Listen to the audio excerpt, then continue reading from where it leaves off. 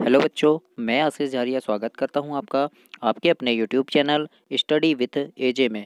इसमें आज हम देखते हैं आपके ओलंपियाड परीक्षा जो होने वाली है, ओलंपियाड एग्ज़ाम जो होने वाले हैं अभी 19 जनवरी को, उसमें आने वाले महत्वपूर्ण महत्वपूर्ण जो प्रश्न होंगे और उसमें जो आपके जो प्रश्न आने वाले हैं उनका हम अभ्यास करेंगे, है ना।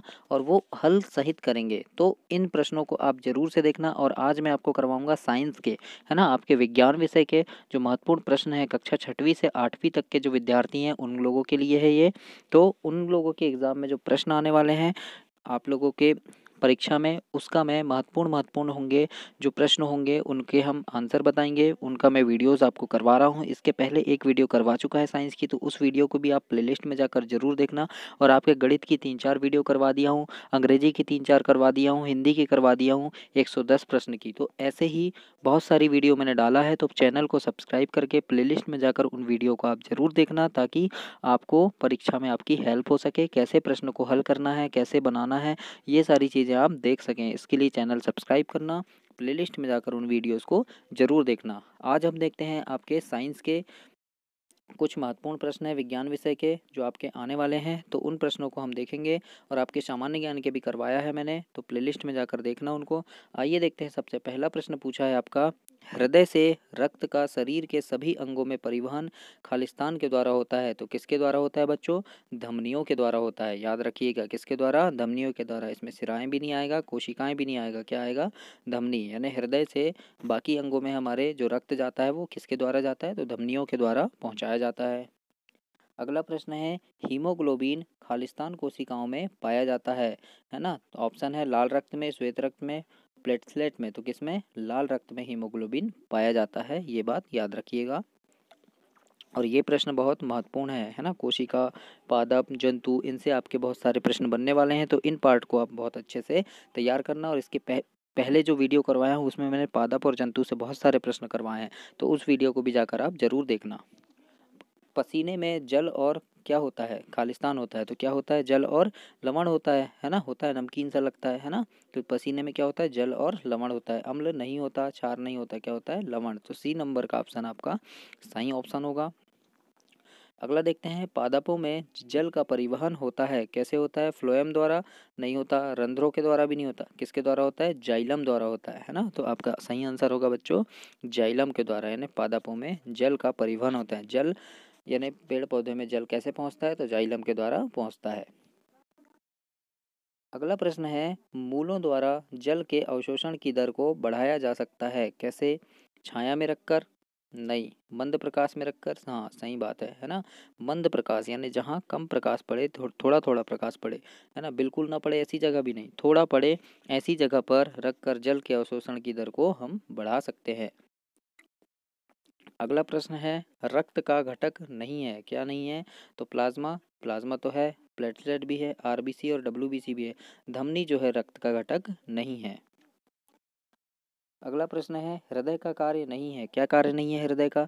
तो शरीर के सभी अंगों तक शुद्ध रक्त प्रवाहित करना। तो ये कार्य तो है ना, हृदय करता है। रक्त के माध्यम से सभी कोशिकाओं तक जल व उपयोगी पदार्थ पहुंचाना, ये भी काम करता है रक्त, है ना। अशुद्ध रक्त को शुद्ध रक्त के फेफड़ों, वृक्क व यकृत तक पहुंचाना, ये भी हृदय का काम है। रक्त का निर्माण करना, हाँ, ये हृदय का काम नहीं है। रक्त का निर्माण हृदय नहीं करता है। तो आपका डी नंबर का ऑप्शन इसमें सही होगा। अगला प्रश्न है, रंध्र उपस्थित होते हैं, कहाँ होते हैं? पादपों में, जंतुओं में, मनुष्यों में। तो किस में होते हैं? पादपों में रंध्र होते हैं ना, पौधों जंतुओं में नहीं होते। सॉरी, पशुओं और मनुष्यों में नहीं होते, पादपों में होते हैं। अगला प्रश्न है, मानव के उत्सर्जन तंत्र का भाग है, क्या है? वृक्क, है ना। वृक्क आपका इसमें सही आंसर होगा। ये मानव के उत्सर्जन तंत्र का भाग है।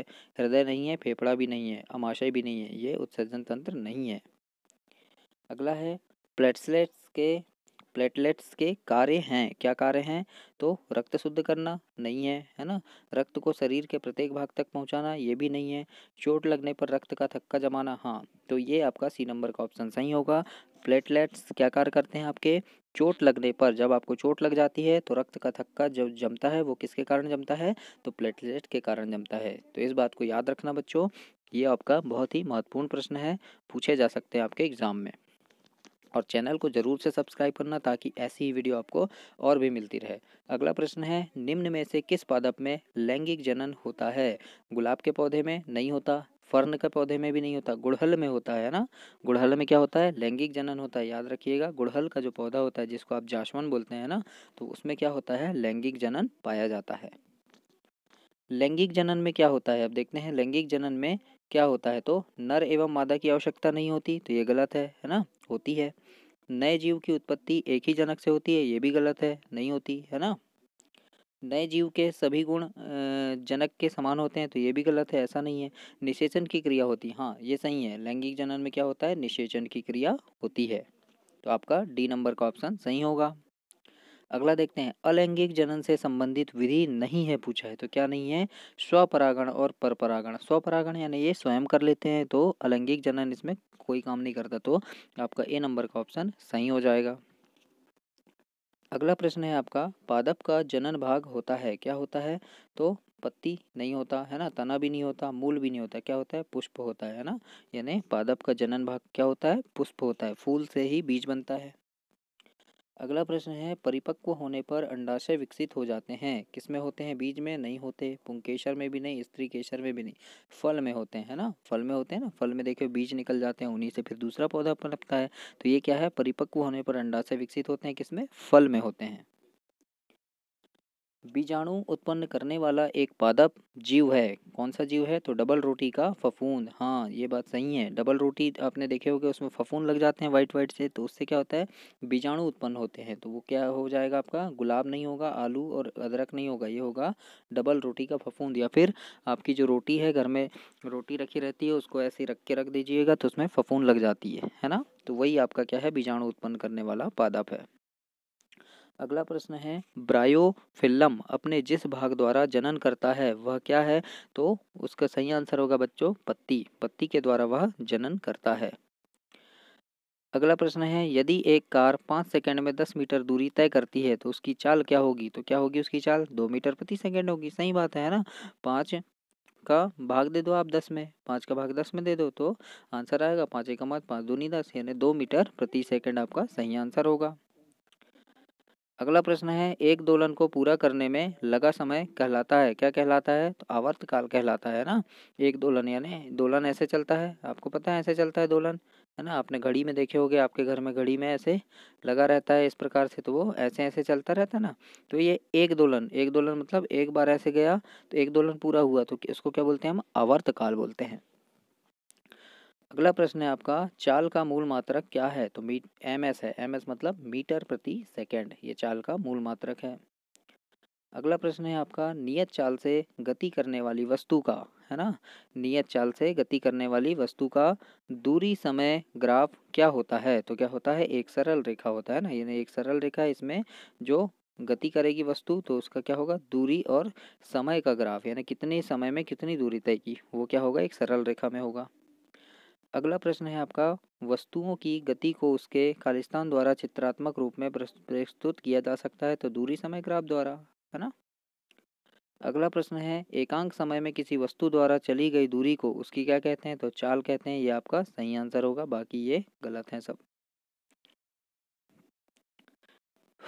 इनमें से दूरी का मात्रक नहीं है, क्या नहीं है? मीटर भी है, हाँ मीटर को भी हम दूरी को हम मीटर से भी नाप लेते हैं, किलोमीटर से भी नापते हैं, सेंटीमीटर से भी नापते हैं, सेकंड से नहीं नापते हैं ना, तो सेकंड आपका नहीं होगा और सेकंड ही आपका आंसर होगा, क्योंकि दूरी का मात्रक नहीं है पूछा है, तो क्या नहीं है? तो सेकंड नहीं है। अगला प्रश्न है, कोई सरल लोलक 20 दोलन पूरे करने में 32 सेकंड लेता है, लोलक का आवर्तकाल क्या होगा? तो 1.6 होगा, है ना, 1.6 होगा। क्यों? क्योंकि 32 में आप 20 का भाग दे देना, है ना, तो आपका 1.6 निकल जाएगा। अगला प्रश्न है बच्चों, आवेश के बहने की दर को क्या कहते हैं? क्या कहते हैं? विद्युत धारा कहते हैं, है ना। जैसे कोई तार है, तार में क्या आवेश बह रहा है ऐसे, तो उसको क्या हम बोलते हैं? विद्युत धारा कहते हैं। अगला प्रश्न है आपका, जब किसी तार से विद्युत प्रवाहित होती है तो वह चुंबक की भांति व्यवहार करता है, इसे विद्युत धारा का कौन सा प्रभाव कहते हैं? तो चुंबकीय प्रभाव कहते हैं। जब चुंबक की तरफ व्यवहार करेगा तो चुंबकीय प्रभाव ही कहेंगे। अगला प्रश्न है बच्चों, थॉमस एल्वा एडिसन ने निम्न में से किस यंत्र का आविष्कार नहीं किया? विद्युत बल्ब का तो किया था, है ना, ग्रामोफोन का भी किया था उन्होंने, चलचित्र कैमरा भी बनाया था, विद्युत घंटी उन्होंने नहीं बनाया था। तो इस बात को याद रखना कि और पूछ सकता है थॉमस एल्वा एडिसन ने किसका आविष्कार किया? तो बल्ब का किया है, ग्रामोफोन का किया है, चलचित्र कैमरा का भी किया है। तो यहाँ से बहुत सारे प्रश्न बन गए, तो इनको याद रखिएगा आप। अगला है, दो या अधिक विद्युत सेलों के संयोजन को क्या कहते हैं? तो क्या कहते हैं? बैटरी कहते हैं, है ना। क्या कहते हैं बच्चों? बैटरी कहते हैं दो या अधिक विद्युत सेलों के संयोजन को। अगला प्रश्न है, विद्युत सेल के प्रतीक में लंबी रेखा उसके टर्मिनल को निरूपित करती है। कौन से टर्मिनल? तो धन टर्मिनल को, है ना, ऋण को भी नहीं करती और उदासीन को भी नहीं करती। अगला प्रश्न है इसमें, विद्युत धारा के तापीय प्रभाव पर आधारित सुरक्षा युक्ति को क्या कहते हैं? तो विद्युत फ्यूज कहते हैं, है ना, सभी जानते हैं। तापीय प्रभाव पर आधारित जो सुरक्षा युक्ति रहती है उसको क्या कहते हैं? विद्युत फ्यूज। किसी भी आप मीटर का विद्युत फ्यूज निकाल लेंगे, इस टाइप का जो फ्यूज बना रहता है उसको निकाल लेंगे तो विद्युत धारा प्रवाहित नहीं होती है। अगला प्रश्न है आपका, प्रकाश का किसी चमकदार सतह से टकराकर वापस उसी माध्यम में लौटना क्या कहलाता है? तो प्रकाश का परावर्तन कहलाता है। ये आप चौथी, पांचवी, छठवीं, सातवीं सारी क्लास में पढ़े हैं ना, प्रकाश का परावर्तन। तो यानी किसी सतह से टकराकर वापस उसी माध्यम में लौटना। अगला प्रश्न है, सूर्य के प्रकाश में निम्नलिखित में से कौन से रंग का प्रकाश नहीं होता? तो याद रखना बच्चों, सूर्य के प्रकाश में नीला रंग भी होता है, लाल भी होता है, पीला भी होता है, गुलाबी रंग नहीं होता है। तो ये आपसे पूछ सकता है, बहुत ही महत्वपूर्ण प्रश्न है कि सूर्य के प्रकाश में निम्नलिखित में से कौन सा रंग नहीं होता? तो गुलाबी रंग नहीं होता है। अगला प्रश्न है इसमें, खालिस्तान द्वारा बना प्रतिबिंब सदैव आभासी, सीधा व वस्तु से छोटा होता है। तो इसका सही आंसर होगा उत्तल दर्पण द्वारा। किसके द्वारा? उत्तल दर्पण के द्वारा बना प्रतिबिंब सदैव क्या होता है? आभासी, सीधा और वस्तु से छोटा होता है। अगला प्रश्न है, आपतित प्रकाश को परिभाषित करता है, क्या करता है? या फिर अंदर की ओर मोड़ता है। कौन मोड़ता है? उत्तल लेंस। उत्तल लेंस कैसा होता है? इस प्रकार से आपका उठा हुआ लेंस होता है ना, उठा हुआ लेंस होता है, तो वो क्या करता है? अंदर की ओर मोड़ता है। गोलीय दर्पण का प्रकार नहीं है ना, उत्तल दर्पण ये तो है, अवतल भी है, समतल, हाँ समतल दर्पण गोलीय दर्पण का प्रकार नहीं है। तो आपका सी आंसर सही हो जाएगा। अगला प्रश्न है आपका, खालिस्तान का उपयोग दाढ़ी बनाने वाले दर्पण, टॉर्च, सचलाइट, दंत देखने वाले दर्पण तथा वाहनों की हेडलाइट में किया जाता है। तो कौन सा दर्पण है? वो अवतल दर्पण है। क्यों किया जाता है? क्योंकि अवतल दर्पण में कोई भी वस्तु बड़ी दिखाई देती है हमें, है ना, इसलिए इनका उपयोग इन चीज़ों में किया जाता है। जिस प्रतिबिंब को पर्दे पर न प्राप्त किया जा सके वह खालिस्तान कहलाता है। तो आभासी प्रतिबिंब कहलाता है। ये बात याद रखिएगा बच्चों। अगला प्रश्न है आपका 39 नंबर का, खालिस्तान को अपसारी लेंस भी कहा जाता है। तो अवतल लेंस को ही अपसारी लेंस कहते हैं, याद रखिएगा। अवतल लेंस का दूसरा नाम क्या है? अपसारी लेंस है। अगला प्रश्न है, जल किस अवस्था में पाया जाता है? तो जल ठोस में भी पाया जाता है, द्रव में भी और गैस में भी। तो उपरोक्त सभी आपका सही आंसर होगा। अगला प्रश्न है, विश्व जल दिवस मनाया जाता है, 22 मार्च को मनाते हैं विश्व जल दिवस। इस बात को याद रखना, बहुत ही महत्वपूर्ण प्रश्न है। दिवस से भी आपके प्रश्न आने वाले हैं, तो इस चीज़ को भी याद रखना। और भी कुछ दिवस जो होंगे अच्छे अच्छे, पृथ्वी दिवस, पर्यावरण दिवस 5 जून, है ना, तो इस चीज़ को आप याद रखिएगा। भूमि में जल के अवस्त्रावण के प्रक्रम को खालिस्तान कहते हैं। तो जल चक्र कहते हैं ना। भूमि में जल के यानी वर्षा होती है, जल, है ना, जल इकट्ठा हो गया यहाँ पे, फिर ये वाष्प बन के उड़ जाता है और फिर से बारिश हो जाती है, तो इसको क्या कहेंगे? हम जल चक्र कहेंगे। अगला प्रश्न है, निम्नलिखित में से कौन सा कारक जल की कमी के लिए उत्तरदायी नहीं है? तो कौन सा है जल की कमी के लिए उत्तरदायी? औद्योगिकरण में वृद्धि, हाँ तो ये उत्तरदायी है। बढ़ती जनसंख्या भी उत्तरदायी है। जलों के संसाधनों का कुप्रबंधन भी उत्तर। अत्यधिक वर्षा ये उत्तरदायी नहीं है, क्योंकि अधिक वर्षा होगी तो जल की कमी नहीं हो सकती, है ना। तो आपका डी नंबर का ऑप्शन सही होगा। अगला है जलवायु। अगला प्रश्न है आपका, खालिस्तान जलवायु, जल चक्र और वायु की गुणवत्ता को नियमित करते हैं। तो वन, वन है ना, यहाँ खालिस्तान में आएगा वन, यानी वन जलवायु, जल चक्र और वायु की गुणवत्ता को नियमित ये करते हैं। अगला प्रश्न है, वन में क्षयमान पत्तियां और जंतुओं की लीद को खालिस्तान समृद्ध करता है। तो मृदा, जब क्षयमान पत्तियां यानी जंगल में जो पत्तियां गिरती हैं, है ना, और जंतुओं की जो लीद होती है, तो उसको क्या वो सब मिट्टी में मिल जाते हैं और मिट्टी में वो घुल जाते हैं, अवशोषित हो जाते हैं, है ना। तो कौन उसको समृद्ध करता है? मिट्टी करती है। निम्नलिखित में से कौन सा वन उत्पाद नहीं है? गोंद, तो गोंद तो वन उत्पाद है ना। प्लाईवुड भी वन उत्पाद है। सील करने का लाख, ये भी वन उत्पाद है। केरोसिन नहीं है, यानी मिट्टी का तेल वन से थोड़ी प्राप्त होता है हमको, वो तो जमीन से अंदर से प्राप्त होता है ना। तो केरोसिन इसका सही आंसर होगा। अगला प्रश्न है, सूक्ष्म जीवों द्वारा मृत पादपों पर क्रिया करने से बनने वाले एक उत्पाद का नाम लिखिए। तो क्या बनता है? बालू नहीं, है ना। मशरूम भी नहीं बनती, ह्यूमस बनता है। क्या बनता है? ह्यूमस बनता है मृत पादपों से। तो ये आपका सही आंसर होगा, ह्यूमस। अगला प्रश्न है, दूषित पदार्थ मिश्रित जल खालिस्तान कहलाता है। तो अपशिष्ट जल कहलाता है, यानी दूषित पदार्थ में जो जल मिल जाए तो वो क्या कहलाएगा? अपशिष्ट जल कहलाएगा, यानी जल भी खराब हो गया फिर। अगला प्रश्न है, जल प्रदूषण का कारण नहीं है। तो क्या नहीं है? उद्योगों से निकलता हुआ पानी, तो ये तो कारण है ना। अस्पतालों से निकला पानी, ये भी जल प्रदूषण का कारण है। घरों एवं दुकानों से निकला वाहित मल, तो ये भी जल प्रदूषण इससे भी होगा। वर्षा के द्वारा प्राप्त होने वाला जल, हाँ, तो इससे नहीं होगा। तो आपका डी नंबर का ऑप्शन सही हो जाएगा इसमें। अगला प्रश्न है बच्चों, जल संरक्षण के लिए, है ना, वाहित मल को नदियों में डाल देना चाहिए। गलत, है ना। अस्पतालों के निकले अपशिष्ट जल को शोधन के बाद नदियों के जल में प्रवाहित करना चाहिए। हाँ, ये सही होगा, जल संरक्षण के लिए, जल को बचाने के लिए, है ना।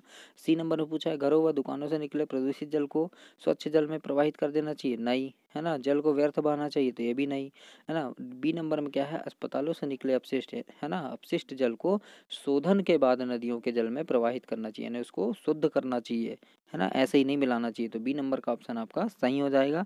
तो ये हुए बच्चों आपके विज्ञान के 50 प्रश्नों की सीरीज कंप्लीट हुई। इसके पहले भी मैंने एक और वीडियो बनाया जिसमें बहुत ही महत्वपूर्ण प्रश्न है पादप जंतुओं, है ना, और कुछ रोगों से रिलेटेड प्रश्न है, तो उनको भी आज जरूर देखिएगा, वो भी आपके परीक्षा के लिए बहुत महत्वपूर्ण है। तो उन प्रश्नों को भी आप देखना। और ये 50 प्रश्न हो गए, ऐसे विज्ञान के आपके 100 प्रश्न कंप्लीट हो गए हैं। 100 और प्रश्न मैं करवाने वाला हूँ, तो उन वीडियो को भी देखने के लिए चैनल को सब्सक्राइब जरूर करना। धन्यवाद।